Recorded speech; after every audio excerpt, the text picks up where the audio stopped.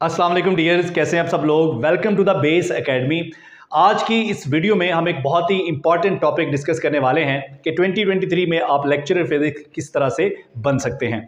तो चाहे आपका ताल्लुक पंजाब से है या केपीके से है या बलूचिस्तान से है, एजेके से है या फेडरल से है, सिंध से है, ये वीडियो सब लोगों के लिए है जिनका ख्वाब है लेक्चरर फिजिक्स बनना। तो मैं आपके साथ इस वीडियो में लेटेस्ट इन्फॉर्मेशन शेयर करूंगा कि किस तरह से आप, कौन सी बुक्स आपको पढ़नी चाहिए, तैयारी आपको किस तरह से करनी चाहिए, किन किन चीज़ों को फॉलो करना चाहिए, स्ट्रेटजी आप कैसे बनाएंगे, उस स्ट्रेटजी पे आपने अमल कैसे करना है। ठीक है जी। ना सिर्फ ये बल्कि मैं आपको ये भी बताऊंगा कि आप किताबों को पढ़ेंगे कैसे जिससे आप मैक्सिमम बेनिफिट हासिल कर सकते हैं। तो हार्ड वर्क के साथ मैं आपको सिखाऊंगा स्मार्ट वर्क। तो वीडियो को हम बाकायदा स्टार्ट करते हैं ताकि आपका टाइम ज़ाया ना हो। मैं कोशिश करूंगा कि थोड़े टाइम में आपको मैक्सिमम इंफॉर्मेशन दूं। तो आपने वीडियो का कोई भी पार्ट स्किप नहीं करना। हो सकता है कि जो पार्ट आप स्किप कर जाएं उसमें बहुत ही इंपॉर्टेंट इंफॉर्मेशन हो। तो वीडियो को स्टार्ट करने से पहले मैं आपको इसकी आउटलाइन बताता हूं। सबसे पहले हमारे पास इंट्रोडक्शन है, फिर दूसरे नंबर पर हम डिस्कस करेंगे एलिजिबिलिटी क्राइटेरिया, और तीसरे नंबर पर हम डिस्कस करेंगे टेस्ट की टाइप्स कौन कौन सी हैं, किस किस प्रोविंस में किस तरह का टेस्ट लिया जाता है, टेस्ट से मुतल्लिक जो इन्फॉर्मेशन है वो हम डिस्कस करेंगे। फिर उसके बाद नंबर 4 पर हम डिस्कस करेंगे सबसे इंपॉर्टेंट चीज़, जी हाँ, बुक्स एंड स्ट्रेटजी। किताबें, ना सिर्फ किताबें कौन सी लेनी है, कौन सी किताबें पढ़नी, बल्कि उनको पढ़ना कैसे है ताकि कम टाइम में आप ज़्यादा इंफॉर्मेशन वहाँ से एक्सट्रैक्ट कर सकें और ज़्यादा बेहतर तैयारी कर सकें। ठीक है जी। उसके बाद फिर हम जो हम सब के लिए एक बड़ा प्रॉब्लम है कि भाई सब कुछ हो गया, स्ट्रेटजी भी बन गई, बुक्स भी आ गई, पता भी चल गया, लेकिन अब ये करना कैसे है, उसके लिए टाइम टेबल कैसे बनाना है, ये जो स्ट्रेटजी आपने बनाई है इसको प्रैक्टिस में कैसे लेके आना है, प्रैक्टिकली इसको अपने ऊपर, खुद के ऊपर इम्पोज कैसे करना है, और सबसे आखिर में मैं आपको एक बोनस टिप भी दूंगा। तो स्टार्ट करते हैं जी इंट्रोडक्शन से। जी किसका इंट्रोडक्शन? मेरा इंट्रोडक्शन। तो मैंने 2015-16 वाला जो बैच था पंजाब पब्लिक सर्विस कमीशन में सब्जेक्ट स्पेशलिस्ट का, उसमें मैंने टॉप किया मेरिट में पंजाब में, और एज एसएस मेरी सिलेक्शन हुई। उसके बाद फिर 2017-18 वाला जो सेशन था उसमें मेरी अगेन सिलेक्शन हुई एज अ लेक्चरर। तो इस वक्त मैं लेक्चरर फिज़िक्स के तौर पर काम कर रहा हूँ। ठीक है जी। मैंने 2010 से फिज़िक्स पढ़ाना शुरू किया है कॉलेज लेवल पे। तो 2010 से अब 2023 चल रहा है, तो almost 13 years, more than 13 years मेरा एक्सपीरियंस है यूनिवर्सिटी लेवल पे और कॉलेज लेवल पे फिज़िक्स पढ़ाने का। इसके साथ साथ मैं तकरीबन 7 ऑनलाइन जो सेशंस है वो पढ़ा चुका हूँ। यूट्यूब के ऊपर लेक्चरर फिज़िक्स के जो टोटल इन्फॉर्मेशन है उसके बारे में सबसे पहली वीडियो 2020 में मैंने पोस्ट की थी, और उस वीडियो के अभी भी यूट्यूब के ऊपर सबसे ज़्यादा देखी जाने वाली वीडियो है लेक्चरर फिज़िक्स के मुतालिक। अभी भी इस वीडियो के कोई 300K के करीब जो है वो व्यूज़ होने वाले हैं।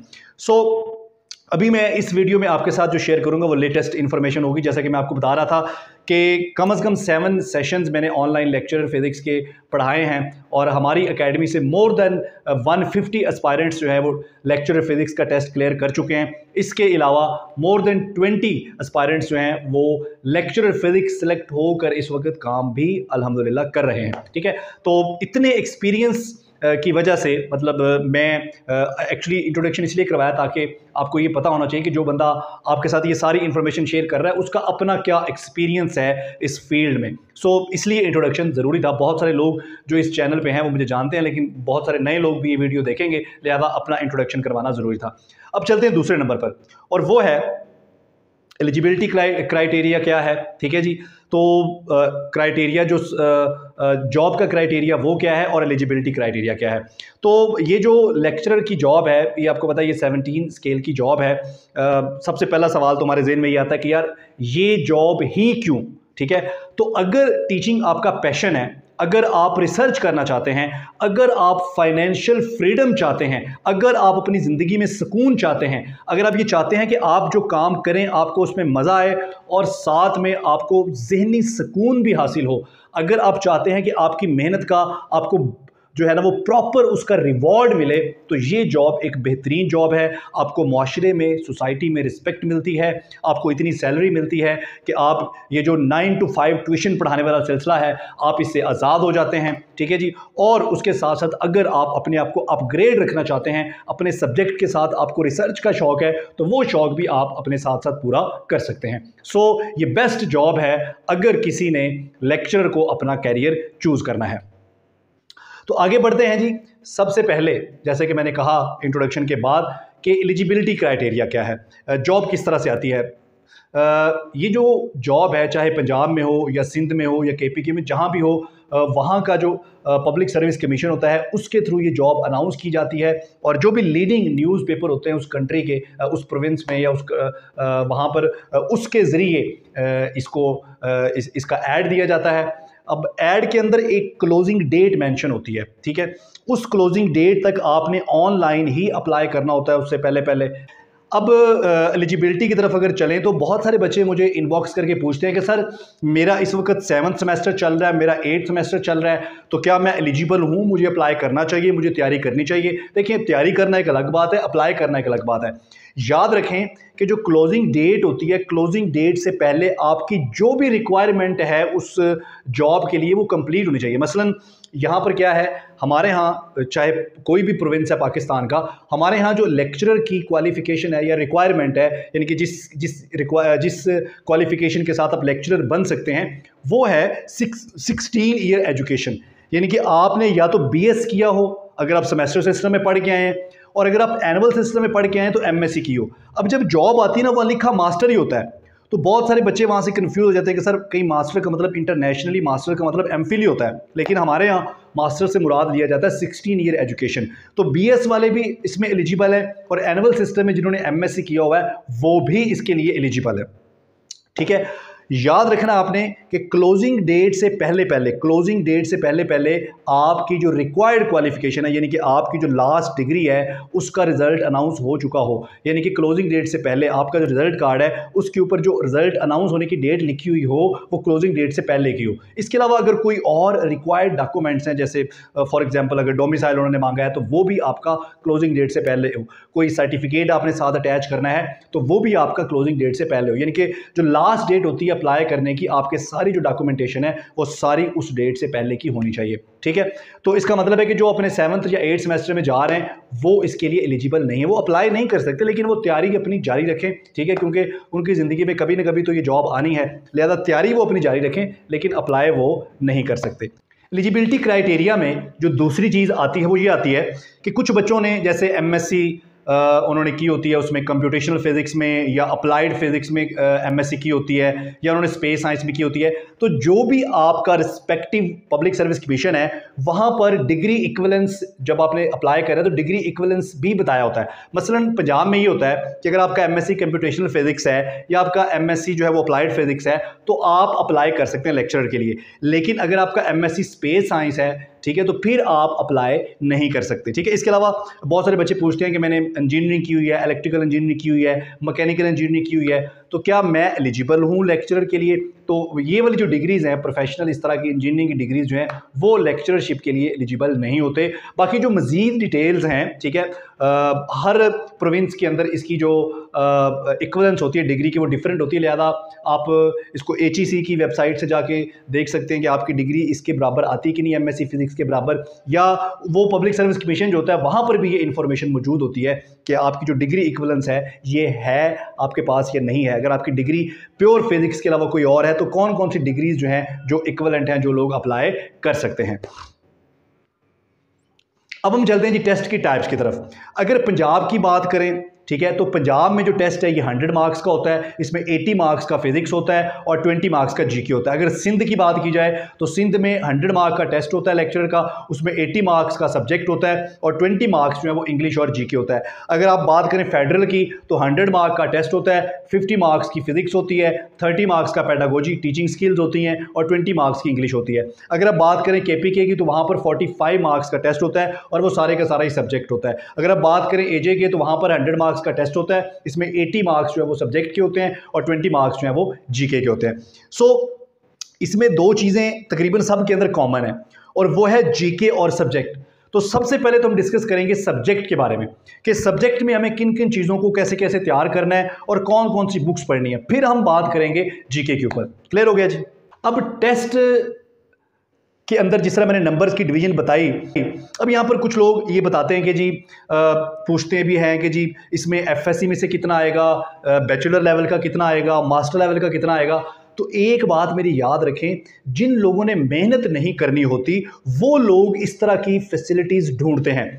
मैं हमेशा आपको एक बात कहता हूँ कि आप मेहनत करें, हार्ड वर्क करें, स्मार्ट वर्क करें और फिर खुद पे यकीन रखें। ठीक है, हमेशा अपनी मेहनत पे यकीन करें। कभी भी जिंदगी में कोई शॉर्टकट नहीं होता, ना किसी शॉर्टकट की तरफ जाने की कोशिश करें। हाँ, ये जरूर आप कर सकते हैं कि आप हार्ड वर्क के साथ स्मार्ट वर्क करें। स्मार्ट वर्क का फायदा ये होगा कि आपको टाइम थोड़ा देना पड़ेगा और काम आपका ज्यादा हो जाएगा। तो बेहतर ये है कि आप हार्ड वर्क के साथ स्मार्ट वर्क करें, बजाय आप शॉर्टकट ढूंढें।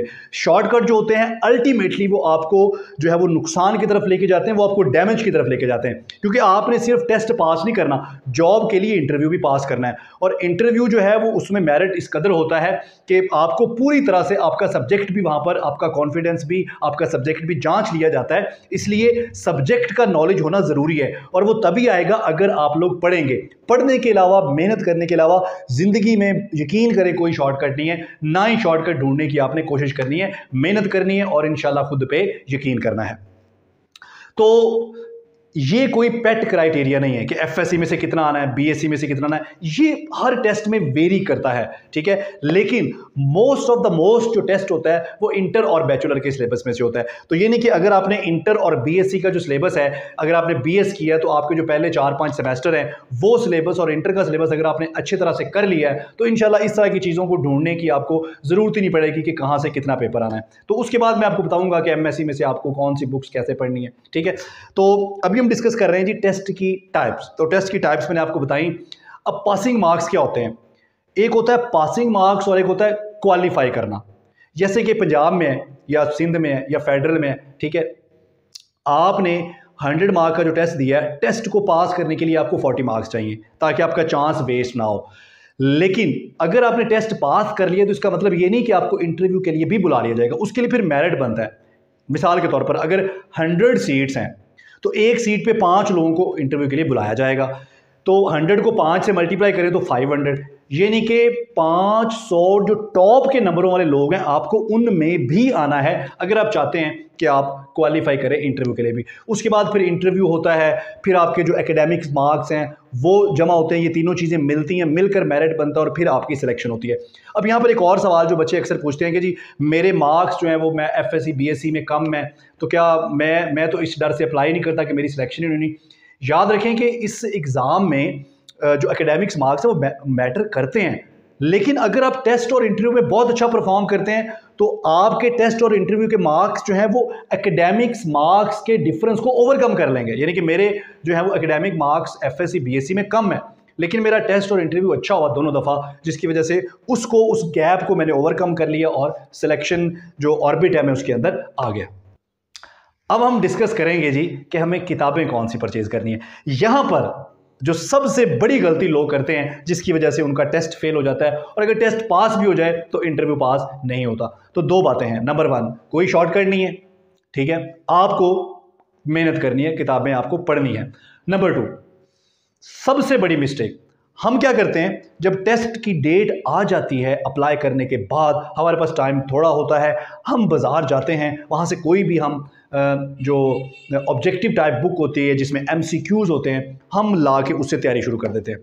अब होता क्या है कि एक तो जो मोस्टली हमारे यहाँ किताबें मिलती हैं उनमें MCQs का सलूशन नहीं होता, सिर्फ आंसर की दी होती है और अब ये भी नहीं पता कि वो की ठीक है या गलत है। अब उस की बुनियाद पर MCQs का कॉन्सेप्ट क्लियर नहीं होता।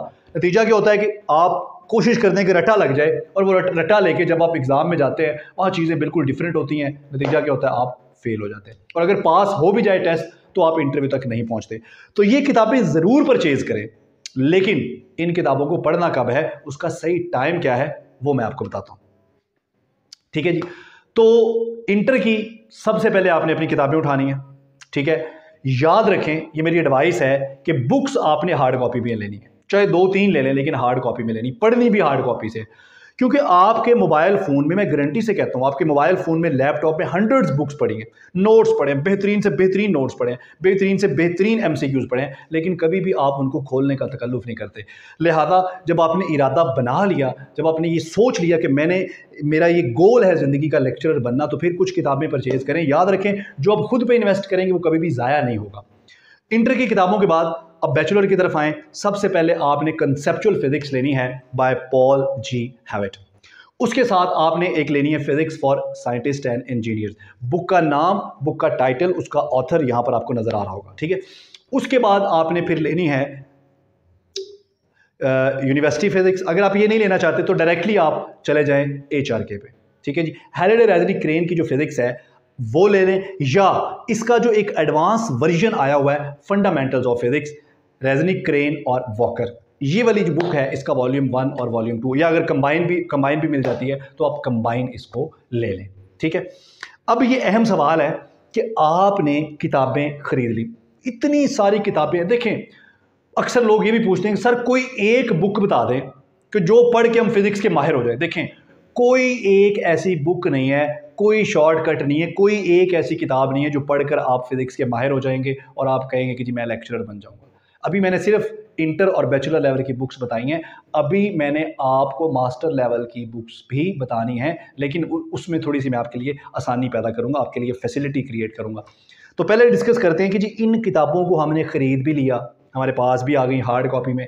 अब सबसे इंपॉर्टेंट चीज़ है कि भाई इनको पढ़ना कैसे, आपने इनको पढ़ना कैसे। मसलन सबसे पहले आपने कंसेप्चुअल फिजिक्स उठानी है। ये जो कंसेप्चुअल फिजिक्स है इसमें कोई मैथमेटिक्स नहीं है, सारी कहानियां लिखी हुई हैं, स्टोरीज लिखी हुई हैं, और स्टोरीज की शक्ल में जो चीज़ आप पढ़ेंगे वो आपको बहुत अच्छी समझ आएगी, ठीक है। करना आपने क्या है, एक टॉपिक जैसे न्यूटन थर्ड लॉ है, सबसे पहले आपने कंसेप्चुअल फिजिक्स से पढ़ना है, थोड़ा सा फिर एडवांस जाना है आपने, और उसी टॉपिक को आपने खोल लेना है। कहाँ से आपने उसको खोल लेना है जी, physics for scientist and engineer से, ठीक है। अब इसमें थोड़ी सी आपको मैथमेटिक्स मिलेगी, थोड़ी बेहतर मैथमेटिक्स आपको मिलेगी, लेकिन आसान वाली मैथमेटिक्स, ठीक है। उसके बाद जब आपने यहां से भी ये टॉपिक पढ़ लिया, तीसरे स्टेप में आपने फंडामेंटल ऑफ फिजिक्स खोल लेनी है, थोड़ी सी एडवांस मैथमेटिक्स आपको यहां पर मिल जाएगी। लेकिन पढ़ना कैसे है, मसलन आपने जब कंसेप्चुअल फिजिक्स पढ़नी है ना, वो बहुत ही सिंपल लैंग्वेज में, बच्चों वाली ज़बान में लिखी हुई है, ठीक है। वहाँ से जो भी आप पढ़ेंगे, जो भी चीज़ आपको समझ आई होगी, वो वाला नॉलेज लेकर आपने जाना है फिजिक्स फॉर साइंटिस्ट और इंजीनियर पर, और उसका जो सबसे पहला पैराग्राफ है उस पर गौर करना है। जहाँ पर रिजल्ट आया होता है, जहाँ पर इक्वेशन लिखी होती है, उसके नीचे जो 2-4 लाइनें होती हैं उन पे गौर करना है, उन पे वो नॉलेज अप्लाई करना है जो आपने कंसेप्चुअल फिजिक्स से सीखा है। और सबसे आखिर में आपने जो आखिरी पैराग्राफ है जहां पर कंक्लूजन दिया हुआ है, वहां पर आपने उसी नॉलेज को अप्लाई करना है जो आपने कंसेप्चुअल फिजिक्स से सीखा है। बच्चों आपने क्या करना है, आपने एक डायरी लेनी है, उस डायरी पे आपने टॉपिक का नाम लिखना है, और उस पे आपने 3 सेक्शन बना लेने हैं। जो पहला सेक्शन है उसमें आपने वो चीज़ें लिखनी है जो आपको लगता है कि कंसेप्चुअल फिजिक्स से पढ़ के मैंने वो नया सीखा है, ठीक है। अब नंबर 2, दूसरे नंबर पर आपने क्या करना है, दूसरे सेक्शन में आपने जो कुछ वहां से कंसेप्चुअल फिजिक्स से आपको समझ आया है उसको आपने अपने अल्फाज में ऐसे लिखना है जैसे आप किसी को पढ़ा रहे हैं, ठीक है। और तीसरे नंबर पर उस टॉपिक से रिलेटेड जो इंपॉर्टेंट चीज़ें हैं वो आपने नोट कर लेनी है। ये जो सेक्शन 3 है ये आपके MCQs के काम आएगा। सेक्शन 2 जो है वो टॉपिक की जो अंडरस्टैंडिंग है उसको आगे चलकर अप्लाई करने में काम आएगा, और सेक्शन 1 जो है ये आपको एक बेहतर इंट्रोडक्शन प्रोवाइड करेगा उस टॉपिक का, ठीक है। उसके बाद आपने चौथे स्टेप पे क्या करना है, मसलन मैं आपको एक एग्जांपल देता हूँ।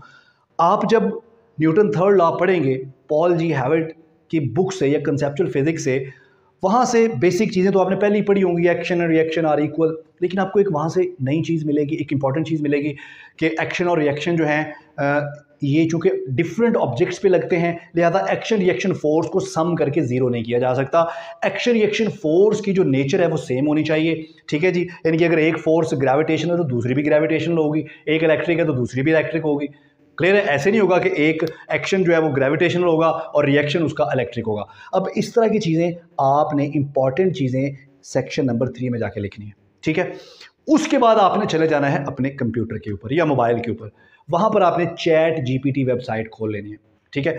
चैट GPT वेबसाइट खोल कर आपने वहाँ पर ये लिखना है कि मुझे इस टॉपिक के MCQs बना के दो, ठीक है। उसमें आप ये मेंशन कर दो कि 5 बहुत बेसिक लेवल के बनाओ, 5 जो है थोड़े से एडवांस इनके जिसमें कॉन्सेप्ट हो वो बनाओ, 5 ऐसे MCQs बनाओ जिसमें टॉपिक की एप्लीकेशन हो, और 5 ऐसे बनाओ जो न्यूमेरिकल बेस्ड हो। अगर आप वो 20 MCQs आपको बना के दे देगा, आपने उन 20 MCQs को सॉल्व करना है खुद, और फिर आपने उसे कहना है कि मुझे इसकी की भी दो, चैट जीपीटी में जाके। अब चैट जीपीटी आपको क्या करेगा, उसकी की भी दे देगा, फिर आपने उस की को कंपेयर करना है अपने रिजल्ट के साथ। अगर आप रोज, और ऐसा करना कोई ज्यादा मुश्किल नहीं है, इस पे 10 घंटे नहीं लगने, इस पे 20 घंटे नहीं लगने। मैं आपको कहता हूं कि आप सिर्फ ये एम बना लो कि सिर्फ एक टॉपिक करना है रोज और 2 घंटे देने आपने डेली, तो यकीन करें कि आप फिजिक्स के एक्सपर्ट से भी प्रो लेवल पे चले जाएंगे, बल्कि अल्ट्रा प्रो मैक्स लेवल पे चले जाएंगे। लेकिन याद रखें, जिंदगी में कभी भी ऐसा नहीं होता कि आप कहेंगे जी मैं 1 महीने में, मैं जनाब 15 दिन में कोई ऐसी किताब होगी अपने अंदर अंडेलूंगा और मैं फिजिक्स का सुपरमैन बन जाऊंगा। No no no no no. याद रखें, आपको हमेशा स्लो एंड स्टडी चलना है, आपको कछुए की रफ्तार पकड़नी है। ठीक है जी, आप थोड़ा काम कर ले, कंसिस्टेंसी जरूरी है, परफॉर्मेंस खुद ही आ जाएगी। ठीक है, लाइक होना, काबिल होना, बहुत ज़हीन होना कुछ भी नहीं चाहिए, सिर्फ कंसिस्टेंसी चाहिए। रोज सिर्फ 2 घंटे दे दो, मैं आपको शर्त लगा के कहता हूँ, गारंटी देता हूँ आपको, अगर सिर्फ 2 घंटे डेली दे दो, आप सिर्फ 1 महीने में अगर अपने अंदर तब्दीली महसूस ना करो तो कह रहा कि मैं झूठ बोल रहा था। ठीक है जी, सो ये तो हो गया कि बुक्स आपको कौन सी पढ़नी है और स्ट्रेटजी क्या बनानी है कि इन बुक्स से तैयारी हो जाए। अब यहाँ पर एक क्वेश्चन आता है कि जी इतनी सारी बुक्स, इतना इस पे तो इतना टाइम लग जाएगा, ठीक है, ये तो बड़ा मुश्किल बात है, हम इसको कैसे कर पाएंगे? तो इसके लिए फिर आप हमारा सेशन ज्वाइन कर लें। ठीक है जी, हमने इन सारी चीज़ों को एक्सट्रैक्ट करके, जैसे जैसे मैंने आपको बताया है, ऐसे ऐसे करके हमने इसके नोट्स भी बनाए हुए हैं, हमने इसके ऊपर वीडियो लेक्चर भी बनाए हैं, हम इसके ऊपर लाइव सेशन भी लेते हैं, और हम MCQs भी तीन टाइप्स के सॉल्व करते हैं, जिसमें बेसिक कॉन्सेप्ट भी होते हैं, जिसमें एप्लीकेशन भी होती है, जिसमें अंडरस्टैंडिंग भी होती है। ठीक है जी, जिसमें न्यूमेरिकल बेस्ड चीज़ें भी होती हैं। और अगर आप खुद से करना चाहते हैं तो फिर मैंने आपको क्राइटेरिया बता दिया है कि ऐसे ऐसे करके आप खुद भी कर सकते हैं। सेशन ज्वाइन करने का फ़ायदा ये होता है कि चीज़ें आपको, मटेरियल आपको जो है ना वो बनी बनाई फॉर्मेट में मिल जाता है और एक रेगुलर तरीके से आप तैयारी कर सकते हैं। क्लियर हो गया? तो आगे बढ़ते हैं जी। ये बुक्स और स्ट्रेटजी जो है ये हमारा एक साथ ही डिस्कस हो गया। अब हम चलते हैं जी, हमारी जो नेक्स्ट डिस्कशन है वो है कि अब इस स्ट्रेटजी को अप्लाई कैसे करना है। मतलब स्ट्रेटजी बन गई, पता चल गया बुक्स कैसे पढ़नी है, सारा कुछ हो गया, अब बताएं कि इसकी प्रैक्टिस कैसे करनी है। देखें, आप अपना टाइम टेबल देखें। हम इतने बेवकूफ़ लोग हैं कि हम हमेशा बड़े फ़ायदे को कुर्बान कर देते हैं छोटे फ़ायदे के लिए। यानी कि आपके लिए 1 घंटे की वो कुछ पैसों की ट्यूशन ज़रूरी है, लेकिन अपना फ्यूचर ज़रूरी नहीं है। आपके लिए 4 एकेडमीज पढ़ाना ज़रूरी है, लेकिन अपना फ्यूचर ज़रूरी नहीं है।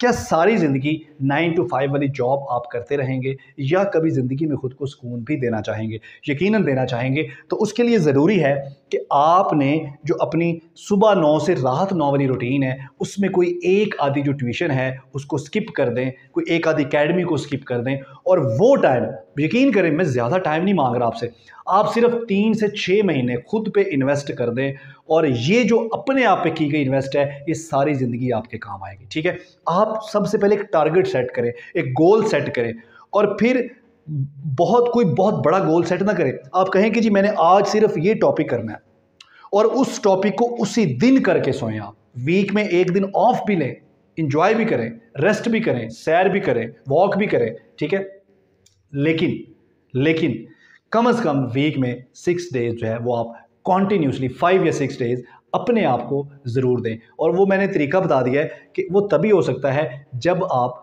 2 घंटे निकालें, किसी एक आधी एकेडमी को, किसी एक आधी ट्यूशन को स्किप कर दें। ठीक है जी, तो ये चीज़ें जो हैं वो मैंने आपके साथ डिस्कस की कि किस तरह से। देखें, अगर आप हमारे साथ हमारा सेशन ज्वाइन करेंगे तो वहाँ पर भी ऐसा कुछ भी नहीं है कि जो आप कहेंगे कि जी आप दिमाग में इधर से डालेंगे, इधर से जनाब अब वो आप डालेंगे और इधर जनाब आप लेक्चरर बन जाएंगे। देखिए, मेहनत तो आपको करनी पड़ेगी, चाहे आप खुद करें या आप कोई एकेडमी ज्वाइन करें। ठीक है जी, एकेडमीज़ भी में यही होता है, आपको फ़ायदा ये होगा कि आप को जो समझ नहीं आ रहा होगा, आप इधर उधर भटक रहे होंगे, आपको प्रिसाइज कर दिया जाएगा, यानी कि आपको ट्रैक के ऊपर चढ़ा दिया जाएगा। ठीक है, कि ये ट्रैक है, इस तरह से आपने मेहनत करनी है। जो काम आप 6 घंटे में करेंगे वही काम आपका घंटे में हो जाया करेगा, लेकिन वहाँ पर भी मेहनत है। है, मेहनत के बगैर कुछ भी नहीं है। तो आई होप कि ये वीडियो जो है वो आपको पसंद आएगी और आपको आपकी जो लेक्चरर बनने का सफ़र है उसमें आपकी हेल्प करेगी। तो इसको अपने दोस्तों के साथ शेयर भी कीजिएगा ताकि दूसरों का भी भला हो जाए। और बाकी अगर मज़ीद कोई क्वेश्चन आपका रह गया है तो आप यहाँ पर कमेंट कर दीजिएगा, मैं उस पर एक और वीडियो बना दूंगा। तो मिलते हैं नेक्स्ट वीडियो में इंशाल्लाह। थैंक यू, अल्लाह हाफ़िज़।